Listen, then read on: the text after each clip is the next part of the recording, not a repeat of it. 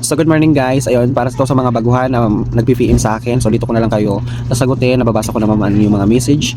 Kung about naman dito sa ating weekly challenge is kailangan talaga natin sundin ang utos ni ating Nenang Meta o Nanay Meta kung anong tawag nyo kay Meta.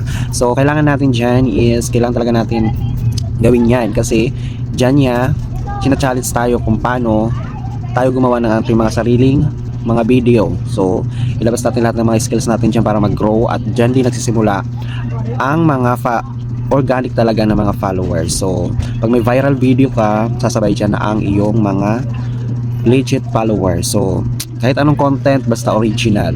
Huwag nang gumamit ng hindi sa atin. Kasi, ako mahilig ako dati gumamit ng hindi sa akin. Ayan, na-demonetize yung ating main account. Pero okay lang yan. Kasama yan sa buhay guys. So, yun lang guys. And then happy Valentine's. Bye bye. And then don't forget to follow and share. Huwag puro tanong.